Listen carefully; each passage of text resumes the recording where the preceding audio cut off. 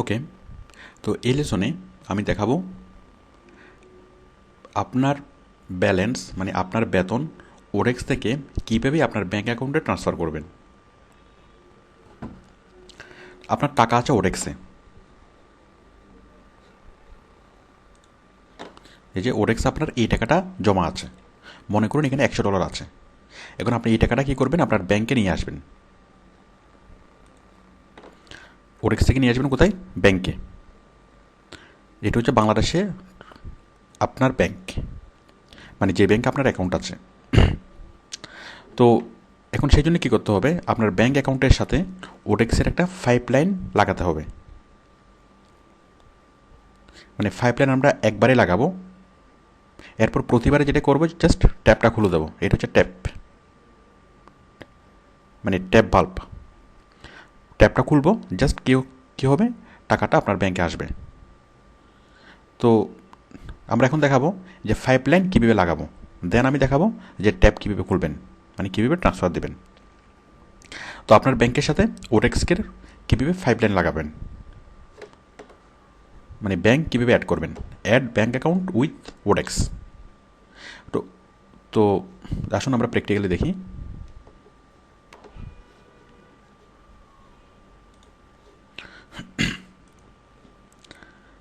এখন আমরা এই অ্যাকাউন্টের সাথে আমাদের ব্যাংক অ্যাকাউন্টকে লিঙ্ক করব।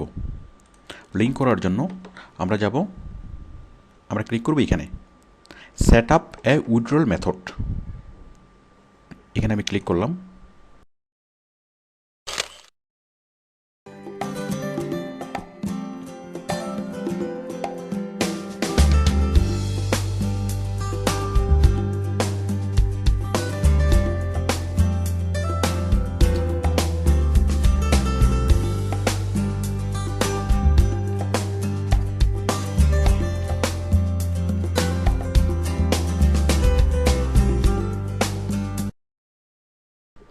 এখানে অনেকগুলো অপশন দেখাচ্ছে, তার মধ্যে প্রথম অপশনটা ওয়্যার ট্রান্সফার। ওয়্যার ট্রান্সফার মানে হলো যে কোনো একটা প্রতিষ্ঠান থেকে ব্যাংকে ট্রান্সফার করা। আর ব্যাংক ট্রান্সফার মানে হলো যে একটা ব্যাংক থেকে আরেকটা ব্যাংকে ট্রান্সফার করা। তাহলে আমাদের ওরেক্স থেকে, মানে একটা কোম্পানি থেকে আমাদের ব্যাংকে টাকা আসবে, তাহলে এটা হলো ওয়্যার ট্রান্সফার। এই যে 4.99 per withdrawal to Bangladesh, your first withdrawal in BDT is free. মানে প্রতি ট্রান্সফারের জন্য $5 এখানে দেওয়া লাগবে, $5 কাটবে। এটা শুধুমাত্র বাংলাদেশের জন্য সার্ভিসটা। এই সুবিধাটা থাকার কারণে আমরা মানে এই সুবিধাটা শুধুমাত্র ওরেক্সেই আছে, অন্য কোনো জব সাইটে এই সুবিধাটা নেই। তো এখানে আপনার প্রথম আর্নিংটা আনার জন্য কোনো টাকা লাগবে না, your first withdrawal is free. এরপরে আপনি যতবার ট্রান্সফার দেবেন ততবার আপনার অ্যাকাউন্ট থেকে $5 করে কাটবে। আপনি যদি $100 ট্রান্সফার দেন তাহলে $5 কেটে $95 আপনার ব্যাঙ্ক অ্যাকাউন্টে জমা হবে। তো আসুন দেখি আমরা কীভাবে ব্যাঙ্ক অ্যাকাউন্টকে সেট করব। আমি ক্লিক করলাম এখানে set up.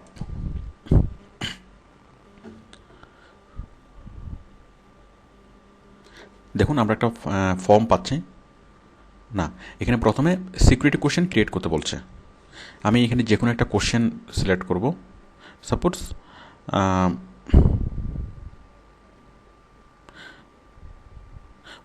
Your best friends nickname. আমি অ্যান্সারে লিখলাম আবুল। আচ্ছা, এরপরে আই আন্ডারস্ট্যান্ড। এখন প্রতিবার যখন আপনি টাকা তুলতে যাবেন তখন আপনাকে জিজ্ঞেস করবে যে আপনার বেস্ট ফ্রেন্ডের নাম কি। যদি আপনি আবুল বলেন তাহলে কি টাকা তুলতে পারবেন, যদি আপনি আবুল না বলেন তাহলে টাকা তুলতে পারবেন না। তো এটা হলো দ্বিতীয় স্তরের নিরাপত্তা, মানে আপনার পাসওয়ার্ড যদি কেউ জেনেও যায় তারপরেও সেই জন্য টাকা তুলতে না পারে। কারণ প্রত্যেকবার টাকা তোলার পরে পাসওয়ার্ডও চাইবে, প্লাস আপনার এই সিকিউরিটি কোশ্চেনের অ্যান্সারও চাইবে। তো আপনি সিকিউরিটি কোশ্চেনের অ্যান্সার হিসেবে যেটা দিবেন, আপনি সব জায়গায় যে অ্যান্সারটা দেন মানে সেটাই দিবেন, এবং এটা আপনাকে মনে রাখতে হবে যে আপনি কোন কোশ্চেনটা সিলেক্ট করেছিলেন এবং কী অ্যান্সারটা আপনি দিয়েছিলেন। ওকে, তো আপনি এখানে বাল্যবন্ধুর নাম দেওয়াটাই বেটার, কারণ আপনি সব কিছু ভুললেও আপনি বাল্যবন্ধুর নাম ভুলবেন না, এবং এখানে সঠিকটাই দিবেন, তাহলে আপনার আর ভুল হওয়ার কোনো অবকাশ থাকবে না। দেন create.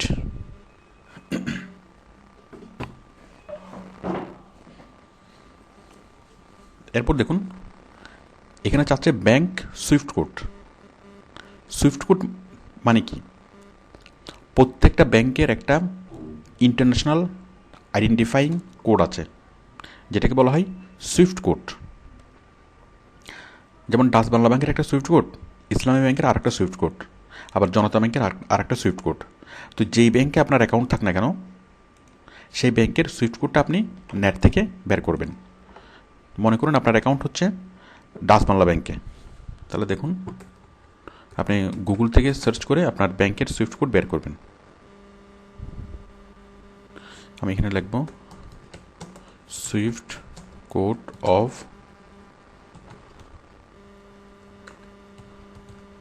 Dutch Bangla bank limited.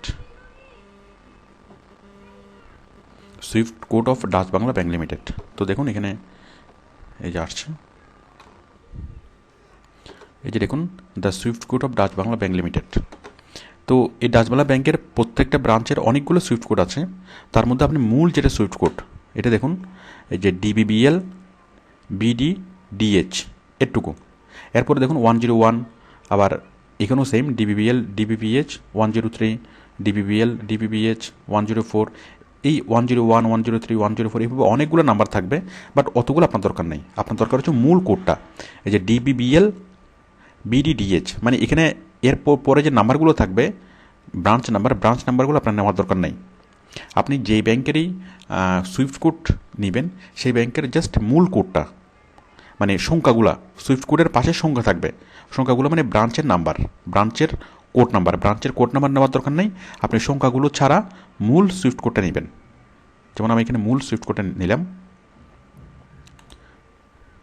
এটা আমি কপি করলাম, এটা আমি এখানে পেস্ট করে দেব। আমি ডাচ বাংলা ব্যাংকের সুইফট কোডটা নিলাম, নেওয়ার পরে গো।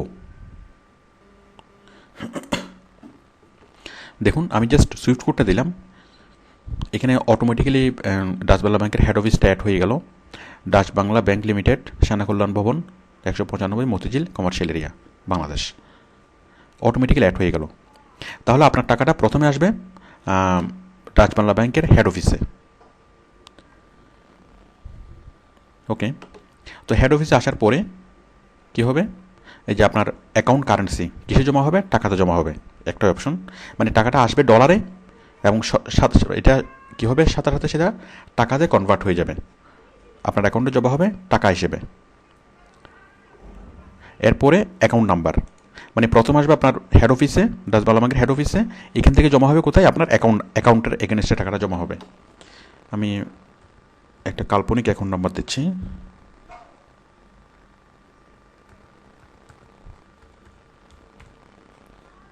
দিলাম।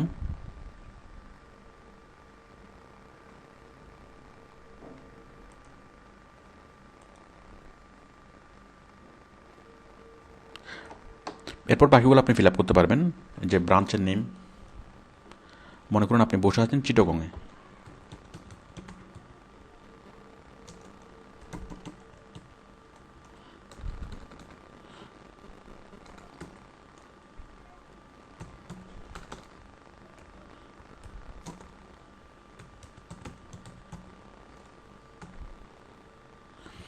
এটা হচ্ছে ব্রাঞ্চের নেম, এটা হচ্ছে অ্যাকাউন্ট নাম্বার, ব্যাংকের অ্যাকাউন্ট নাম্বার, এটা হচ্ছে আপনার ব্রাঞ্চের নেম, আপনার যে ব্রাঞ্চে আপনার অ্যাকাউন্ট আছে সেই ব্রাঞ্চের নাম, সাপোজ আগ্রাবাদ ব্রাঞ্চ,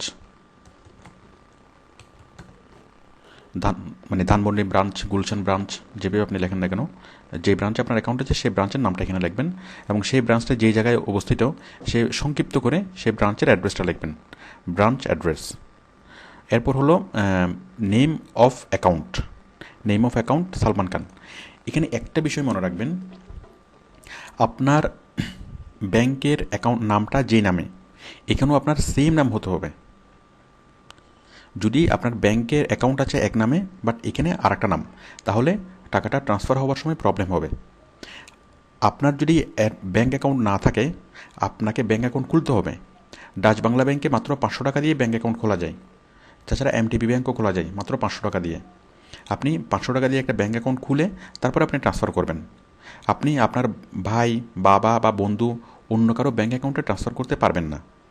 তাহলে আপনার এখানে যে নামটা দেখা যাচ্ছে ঠিক সেম নাম, মানে ওডেক্সের আইডির যে নামটা, মানে ওডেক্সের যে নামটা, সেম নামটা কোথায় আপনার ব্যাংকেও থাকতে হবে, মানে দুইটা নাম সেম হতে হবে। ওকে, এরপর হচ্ছে আপনার ঠিকানা। আমি একটা কাল্পনিক ঠিকানা দিচ্ছি।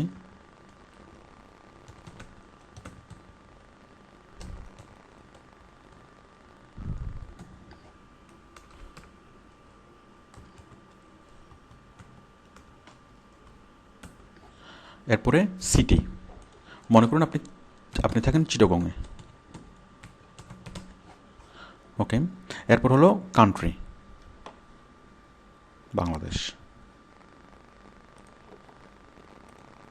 ওকে, এরপর হলো ফোন নাম্বার। ফোন নাম্বারটা লেখা শুরু করতে হবে 1 থেকে 17।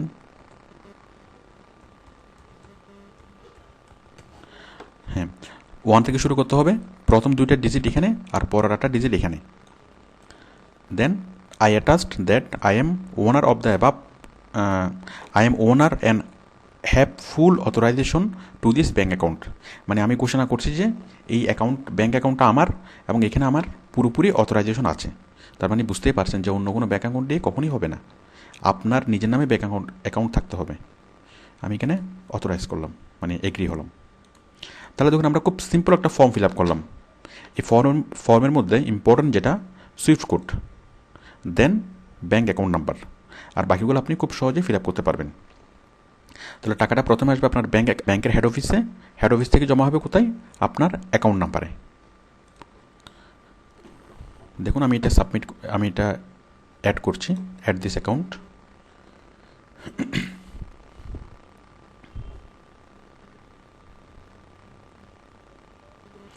ওয়ার ট্রান্সফার মেথড অ্যাড হয়ে গেল। এখানেও দেখুন এই যে ওয়ার ট্রান্সফার অ্যাকাউন্ট এন্ডিং এত, যাক আপনি চাইলে পরবর্তীতে যে কোনো সময় এখানে এডিট করতে পারবেন। আমাদের এটা অ্যাড হয়ে যাওয়ার পরও এখানে কিন্তু অ্যাক্টিভ হয় নাই। আমাদের এই মেথডটা এখনো অ্যাক্টিভ হয় নাই। অ্যাক্টিভ হলে এখানে গ্রিন বাটন জ্বলবে, এই উইথড্র বাটনটা জ্বলবে। এখানে কিন্তু এই বাটনটা অফ অবস্থায় আছে। এটা কখন অ্যাক্টিভ হবে, এই বাটনটা গ্রিন হবে, মানে অ্যাক্টিভ হবে যখন আপনি এই ফর্মটা ফিল আপ করবেন, W8 ফর্মটা ফিল আপ করবেন। তো আপনার অবগতির জন্য বলে রাখি যে আমেরিকান সিটিজেন যারা আউটসোর্সিং করে তাদেরকে ট্যাক্স পে করতে হয়। তো বাট এটা যেহেতু আমেরিকান কোম্পানি, তো সেই জন্য মানে আমেরিকান যারা সিটিজেন তাদেরকে ট্যাক্স পে করতে হবে, আমেরিকান গভর্নমেন্টকে ট্যাক্স দিতে হবে তাদের ইনকামের উপর। বাট আমাদের ইনকাম থেকে কোনো ট্যাক্স আমেরিকান গভর্নমেন্টকে দিতে হবে না। বাট আমরা যে আমেরিকান সিটিজেন না, সেটা প্রুফ করার জন্য আমরা W8 ফর্মটা ফিল আপ করবো। দেখুন, in order to withdraw earning please complete a W8 BEN foreign status certification, আমরা এটা ফিল আপ করবো। Are you a US tax payer living outside of the united states, আপনি কি ইউএসের সিটিজেন কিন্তু ইউএসের বাইরে থাকেন, please complete A W9 form. মানে ইউএসের সিটিজেনরা W9 ফর্ম ফিল আপ করবে, তার মানে তাদেরকে ট্যাক্স দিতে হবে। আর আমরা ফিল আপ করবো W8 form, W8 BEN foreign status certification form. এই ফর্মটা আমরা ফিল আপ করবো। আমরা ঘোষণা করবো যে আমরা আমেরিকার সিটিজেন না। এটা ফিল আপ করার পরেই আপনার এই বাটনটা অ্যাক্টিভ হবে।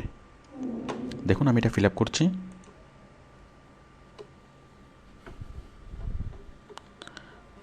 Legal name of individual or business, এখানে আপনার নামটা লিখবেন।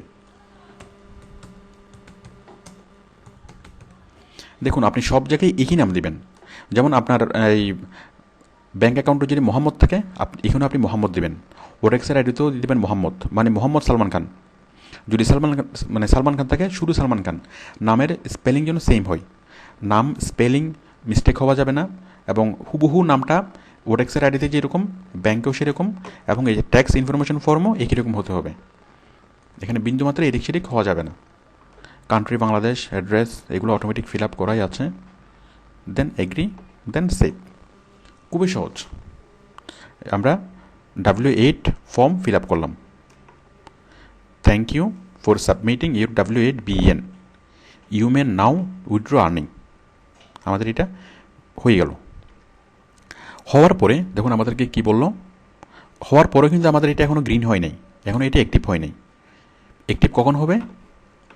এখানে লেখা আছে দেখুন, ওয়ার ট্রান্সফার অ্যাকাউন্ট এন্ডিং এত, অ্যাক্টিভ 16 মার্চ 2013। আজকে কত মার্চ? আজকে হচ্ছে 13ই মার্চ, ওয়েডনেসডে, মার্চ 13, 2013, 13ই মার্চ। 13, 14, 15, 16, মানে 3 দিন পরে, 3 দিন পরে এই অ্যাকাউন্টটা অ্যাক্টিভ হবে, মানে 3 দিন পরে আপনি এটা গ্রিন অবস্থায় দেখবেন। গ্রিন দেখুন, আমি আরেকটা আইডি থেকে দেখাচ্ছি।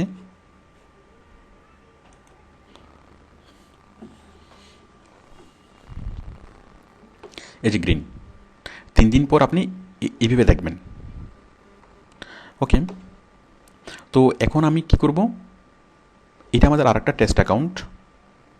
আচ্ছা, তো এখন আমি, আচ্ছা তাহলে আমরা কী করলাম, আমাদের ব্যাঙ্ক অ্যাকাউন্ট আমরা অ্যাড করলাম। ওডেক্সের সাথে আমরা আমাদের ব্যাঙ্ক অ্যাকাউন্টকে 5 লাইন সেট করলাম। তো এই 5 লাইন আপনাকে একবারই সেট করতে হবে, প্রতিবার ট্রান্সফারের সময় আর সেট করতে হবে না। আমরা 5 লাইন সেট করে ফেললাম, এটা স্থায়ীভাবে থাকবে।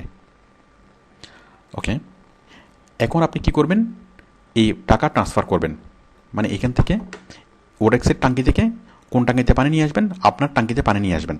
তো সেই জন্য কী করতে হবে, জাস্ট আপনাকে এই ট্যাপ বাল্বটা খুলতে হবে।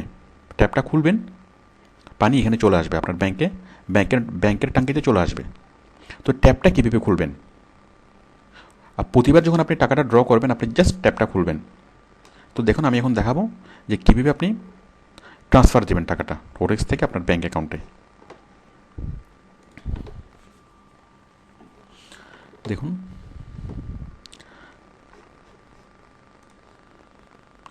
ট্রান্সফার দেওয়ার জন্য আপনি ক্লিক করবেন উইথড্রলে।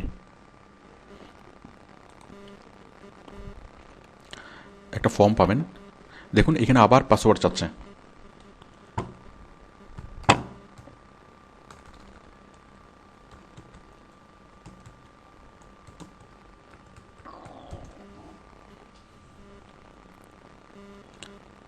পাসওয়ার্ডটার পরে আবার কি চাচ্ছে, সিকিউরিটি কোশ্চেন। তো দেখতে পাচ্ছেন, কেউ যদি আপনার পাসওয়ার্ড যদি জেনেও যায়, তারপরে সে আপনার মানে টাকা তুলতে পারবে না। 2 স্তরের নিরাপত্তা টাকা তোলার আগে। ইউর মাদার্স মেডেন নেম আমি দিলাম, দেন অথরাইজ। এখনই আমাদের ট্রান্সফারের অপশনটা আসবে। Withdrawal earning. তো দেখুন উইথড্রল মেথড, আমরা কোন মেথডে নিয়ে আসবো। এই যে আপনি ব্যাংক অ্যাড করার পরে আপনি এটা দেখবেন, যেমন আমি এখানে দেখতে পাচ্ছি ইসলামী ব্যাংক বাংলাদেশ লিমিটেড। তো আপনি যদি যেই ব্যাংক অ্যাড করবেন সেই ব্যাংকের নাম এখানে দেখবেন, ইসলামী ব্যাংক। আমি একটু আগে অ্যাড করেছিলাম ডাচ বাংলা ব্যাংক, এটা এখনও অ্যাক্টিভ হয় না, এটা 16 মার্চ অ্যাক্টিভ হবে। আমি এটা আরেকটা আইডি থেকে দেখাচ্ছি, যেখানে ইসলামী ব্যাংক অ্যাড করে রেখেছিলাম। তাহলে এই যে উইথড্রল মেথড সিলেক্ট করে ইসলামী ব্যাংক, আমি ইসলামী ব্যাংক এখান থেকে সিলেক্ট করলাম। সিলেক্ট করার সাথে সাথে একটা ফর্ম খুলে গেল, এই ফর্মটা আমরা ফিল আপ করব। উইথড্রল মেথড ইসলামী ব্যাংক, অ্যাকাউন্ট নাম্বার এত, তারপর হচ্ছে অ্যামাউন্ট, আপনি সম্পূর্ণ অ্যামাউন্ট তুলবেন নাকি পার্শিয়াল অ্যামাউন্ট তুলবেন। Odex fee, your first withdrawal is free. এরপরে প্রতিবারের জন্য $5 করে আপনার কাটবে। Other bank fees may apply. তো মজার বিষয় হলো যে আমাদের বাংলাদেশ ব্যাংক থেকে স্পষ্ট নির্দেশনা জারি করা আছে, কোনো কমার্শিয়াল ব্যাংক আউটসোর্সিংয়ের ইনকামের উপর কোনো রকম কোনো ফি অ্যাপ্লাই করতে পারবে না। যার ফলে আমাদের কোনো কমার্শিয়াল ব্যাংক আউটসোর্সিংয়ের ইনকামের উপর কোনো ফি নেয় না। এরপর হচ্ছে আমাদের গভর্নমেন্ট, একদম শুরু থেকেই আমাদের গভর্নমেন্ট আমাদের ইনকামটা ট্যাক্স ফ্রি করেছে। বিদেশ থেকে $1 আসলেও সেটার জন্য অনেক উচ্চাহারে ট্যাক্স দিতে হয়, বাট আমাদের টাকাটা সম্পূর্ণ রূপে ট্যাক্স ফ্রি। তো আমাদের গভর্নমেন্টও কোনো টাকা কাটবে না, প্লাস আমাদের ব্যাঙ্কও কোনো ফিস কাটবে না। জাস্ট আপনি যা ট্রান্সফার করবেন সেখান থেকে ওরেক্স কাটবে $5, ওরেক্স $5 কেটে বাকিগুলো সরাসরি আপনার ব্যাঙ্ক অ্যাকাউন্টে ট্রান্সফার হবে। রেমিটেন্স ইনফরমেশন, এটা অপশনাল, এটা না লিখলেও চলে। তারপর আপনি লিখতে পারেন মানে কোন পারপাসে টাকাটা আসবে। কারণ আমরা যেটা ইনকাম করছি এটা হচ্ছে রেমিটেন্স। আমাদের দেশ থেকে বিদেশে লোক গিয়ে অনেক কষ্ট করে রেমিটেন্স দেশে পাঠায়, বাট আমরা সেটা ঘরে বসেই রেমিটেন্স আর্ন করতে পারছি। তো এই আপনার যে রেমিটেন্সটা আসবে সেটা ব্যাংকের ইনফরমেশনের জন্য আমাদেরকে এখানে লিখতে হবে মানে কোন পারপাসে টাকাটা আসবে। আমি এখানে লিখলাম ওডেক্স আউটসোর্সিং জব স্যালারি। এখানে আমি লিখলাম, আপনি অন্যভাবে লিখতে পারেন, জাস্ট শুধুমাত্র আউটসোর্সিং জব স্যালারি এভাবে লিখতে পারেন। ওকে,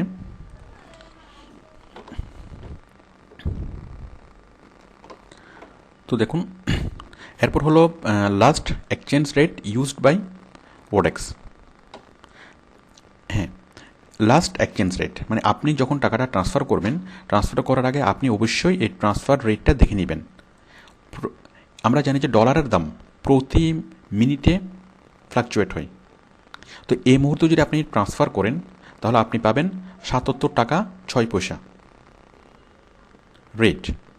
তো সেই জন্য আপনি ডলার ট্রান্সফার দেওয়ার আগে রেটটা ভালোভাবে জানবেন এবং এখানে রেটটা দেখবেন। যখন রেটটা হাই হবে তখনই ট্রান্সফার দিলে আপনার জন্য লাভজনক হবে। দেখুন এখানে এই যে $77.06 এটা কখন, অ্যাজ অফ মার্চ 13 মানে আজকের ডেটে, অ্যাজ অফ মার্চ 13, 2013 এত তারিখে actual exchange rate is to be sent on next business day. মানে এই যে মার্চ 13, 2013 কটা 12:05 ইউটিসি মানে আমেরিকার টাইম 12:05 এই মুহূর্তে। মানে এই মুহূর্তের ইউটিসি মানে আমেরিকান টাইম, এই মুহূর্তের ইয়া হচ্ছে এটা, রেট হচ্ছে এটা। বাট আপনি যদি 1 ঘন্টা পরে দেন তাহলে রেট হতে একটু চেঞ্জ হতে পারে। তো যাই হোক, আপনি রেটটা দেখে নেবেন। রেট যখন মানে রেটটা আপনি দেখে নেবেন ট্রান্সফার দেওয়ার আগে। সবাই দোয়া করে ডলারের রেট যেন কমে, আর আমরা কি দোয়া করব।